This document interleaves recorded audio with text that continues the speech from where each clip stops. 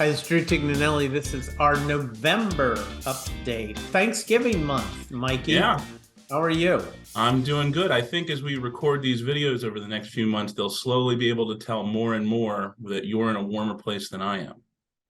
Why is that? Because I've got a short sleeve shirt on, Yeah, and I'm got a bundled up in my vest vest. and a long sleeve shirt on. Well, but remember, I don't have to leave my house. I don't think my car's moved in 3 days now. So, anyway, we're here on the November update. Markets are kind of, stabilized lately. We've had some down days, but more up days than down days in the month of October so far.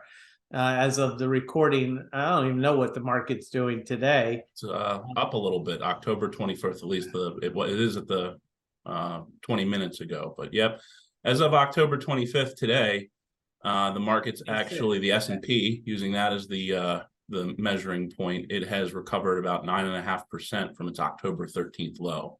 Not to say that we can call that the low of this market cycle, but that's where we are today. Yeah. Well, markets have discounted a lot of things already. Okay. And it really just depends on, will the Federal Reserve continue to raise interest rates till come hell or high water, the economy just sinks. So that if you want to eliminate inflation, Mike, all you got to do is make the economy sink like a rock, and you'll eliminate inflation. But you could have something worse, and they understand that. They have a balancing act that they have to try to pull off, where they bring the economy down, but they don't let it just collapse and sink. And I think they're getting to that point that they're realizing that, hey, we need to slow down and see what the effects of what we've already done is. Yes, absolutely. One of the things I think people, when you talk about this all the time, is whenever you're getting a message from someone, you should say, well, what's this person's bias? What's their background? And one of the things that I've thought interesting, maybe you'll disagree with me, Drew, but there was a number of articles that I was seeing this morning that said, something to the effect of 2/3 of economists predict that a recession is either here or coming. And I started to sit and think about that. And I said, you know what? Most of these economists work for, wealth management companies of some sort or another. What bias do they have? Well, they want to try to create as much fear as possible so that they communicate to others and to the Fed, hey, stop those rate increases. Give me some rate decreases because that would be good for me. So how do I do that? I keep shaking the fear bands. And, the recession is such an interesting term anyway, because, it has a very specific definition. And even though certain things have happened, other things haven't in order for them to call a recession. And one thing I predict that, 4 or 5 years from now, they'll go back and relook at that definition of recession and try to decide if it's correct or not. Yeah. Well, a lot of people believe, Mike, that a recession is 2 negative quarters of growth.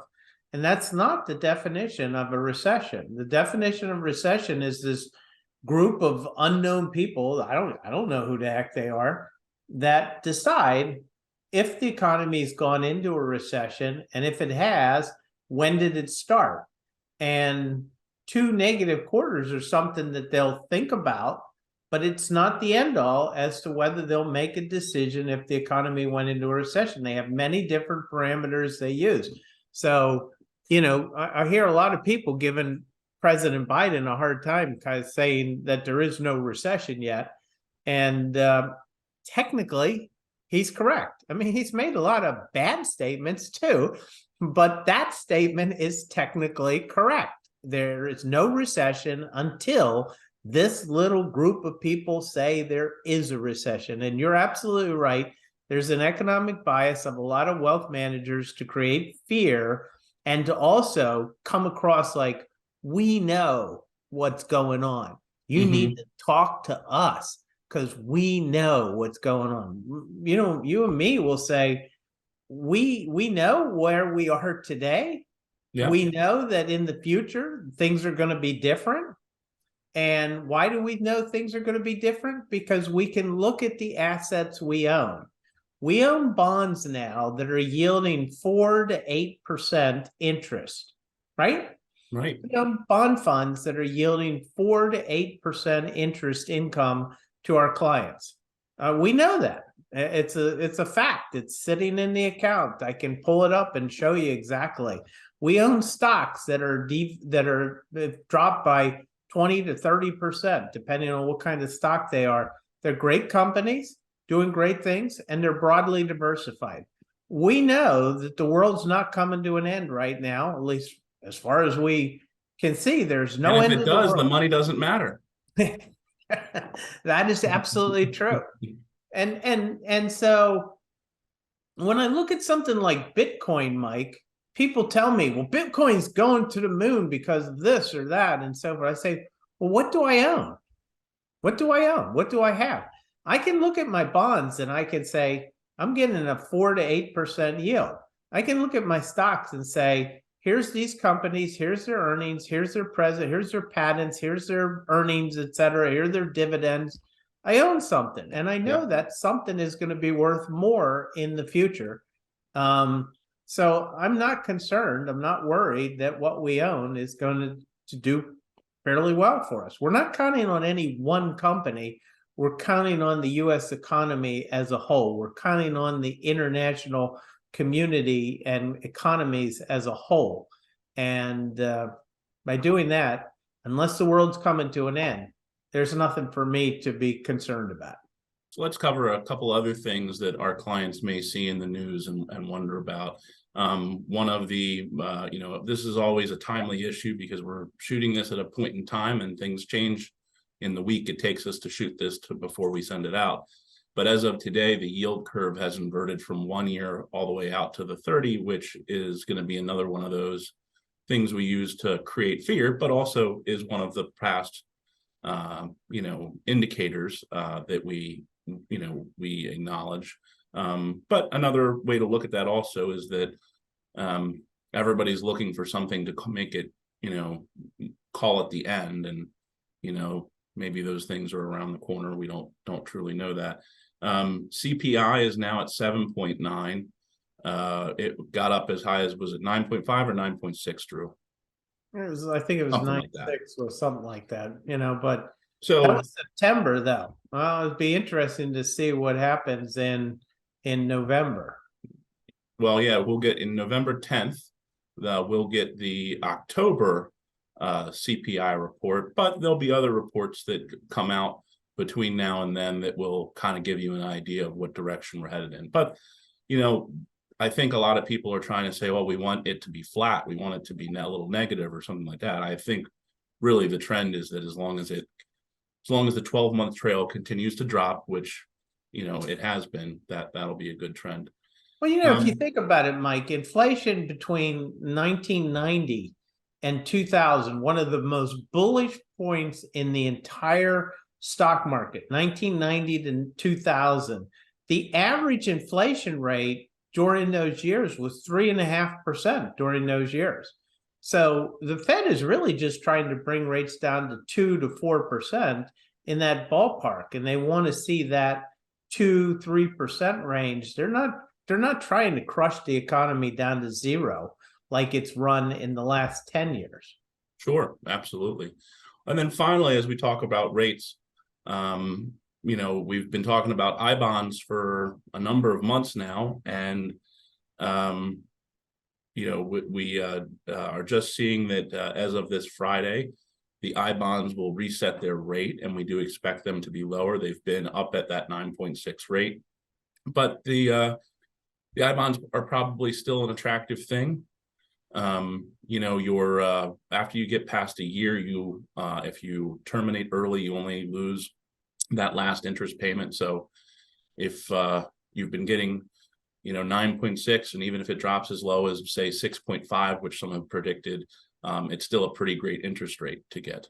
Yeah, absolutely. 6-something% in the I-bond is fantastic. So you should continue to buy I-bonds if you have extra cash that you want to sit.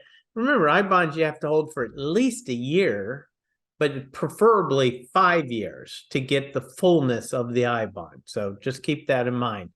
Let's go into some planning topics. Yep. Number one, we're coming to the end of the year. And most people have to do their required minimum distribution. We call it the RMD before 12/31. If you got to do that and you're going to give any money to charity, your IRA should be the first place to take your charitable contributions from if you are 70 and a half years or older. So for our clients that are over 70 and a half years of age, you should never give any money to charity that is less than, let's just call it $100 or so, other than if it comes out of your IRA. If you're giving 15 or $20, if you're dropping $20 bill into the Salvation Army bucket or whatever, you're not going to call us up for an IRA distribution, right? Right. But if you're going to give $300 to St. Jude's and you're going to give $1,000 to your church, call us up and say, give me a check for St. Jude's, get me a check for my church, get me a check for the American Heart Association or whoever. And we'll do it in a qualified charitable, and it's tax deductible. Okay. So let's take a couple of the other items we were going to talk about and kind of wrap them up together and put them here. So if you're listening to this and you're not 70 and a half yet you're still charitably inclined, one of the things that we're going to talk about a little more fully in a moment is, tax planning and looking at the year you've had and looking at the year you've come with certain things that stand out. But one of the things for people who are intending to gift anyway, and especially if they can say, yes, I can pretty confidently tell you over the next 3 to 5 years, I'm going to be giving this amount, out, and I'm very confident that I'll be doing that. You might want to consider something called a donor advised fund.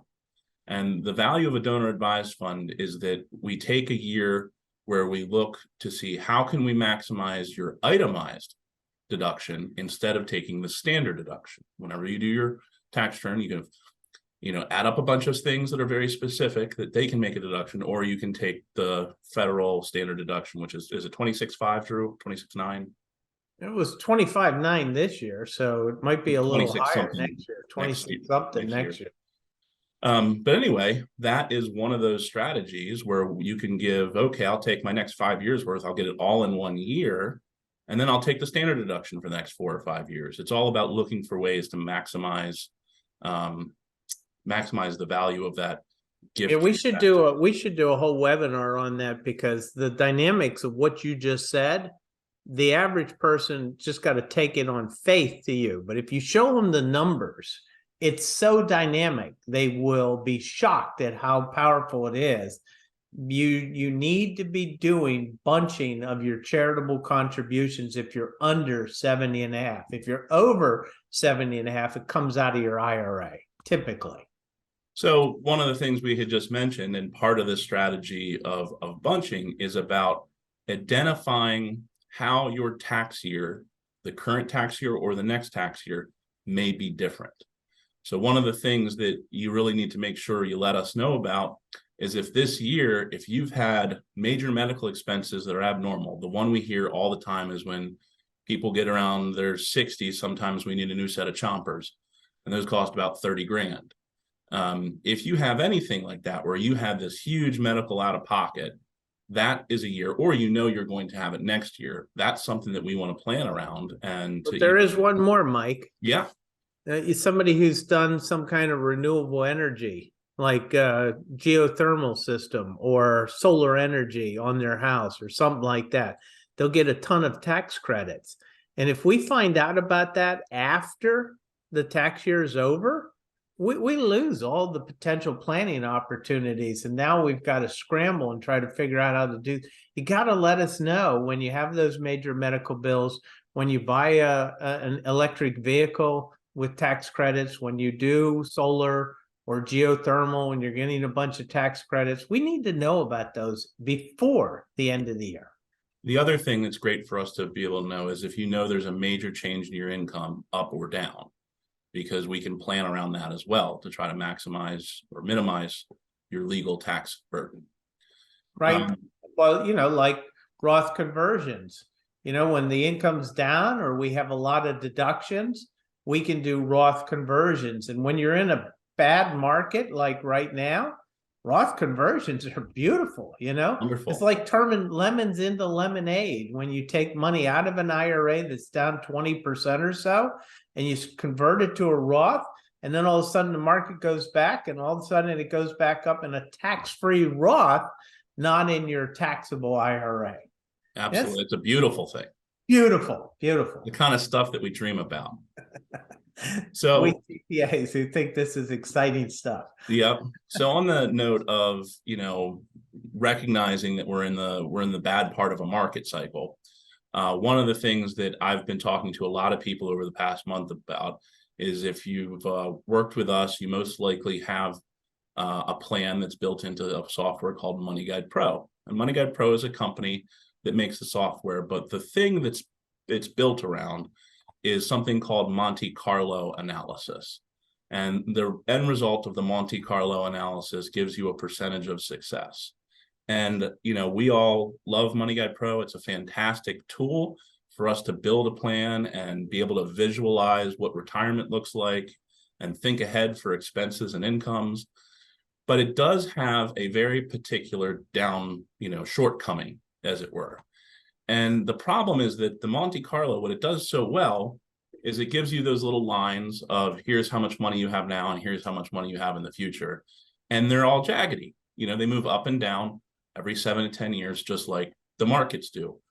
The problem, or the shortcoming, is that it doesn't know where you are today. It doesn't take any consideration that right now you're at the bottom of the jaggedy mark in the cycle. So, people who want to rerun those things again, they get a false sense of insecurity, meaning that the number changes drastically and they think, oh my gosh, that's actually happened. My chances of success in retirement have actually changed that drastically. And that's not a fair representation, because it is not looking at where has the market been in the past 2 years and where is it now. It's not. So if 2 years ago or a year ago, whatever, year and a half ago, whatever it takes to get back there, maybe 2 years ago is a better number because you're off the peak.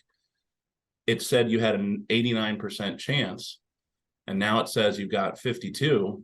That's not necessarily the way it is. So it's very important that when you're looking at tools like that, you're talking with your advisor, and your advisor is helping you to better understand, what is this tool really do? How does it work? And what should I take from it? Yeah, well, I mean, another way to say that, Mike, is if you're in a really good market and it says you have a 52% probability of success, you probably have a problem. You probably But when you're in a really bad market and it's down to 52%, chances are that you just went into one of those down thrusts during, from when the markets were good. And now if markets turn around again, next thing you know, you'll be back to that 70, 80%. We can't guarantee it, but when you're in a bad market and you're showing 50%, it may not be nearly as negative as when you're in a really good market and you're showing 50%. Absolutely. Yeah. So we talked in this video, and we'll wrap this up shortly, but we talked about a number of things that you can do in these down markets, like the Roth conversion where things are better. There are some things that, you might want to also consider. In those MoneyGuide Pro plans, a lot of people will put a new car every 5 years. Well, if you're able to wait a year and it doesn't hurt you, your car's still fine. Those are the great kinds of things to say, hey, I'm going to put that off till next year. But if your daughter is getting married and she's getting married now, you probably should keep going with that. So looking at the things you can control and the things you can't. The other thing I would just end with for me is, I'm trying to look out now, helping clients that typically hold a lot of cash and saying, okay, why are we holding the cash? Do we have the right amount of cash? Because inflation is high, stock markets are low. We want to try to take advantage of that any way we can. Absolutely. Anyway, I think we've wrapped up most of the topics that we had to address today. And we'll say this is Drew Tignanelli saying God bless.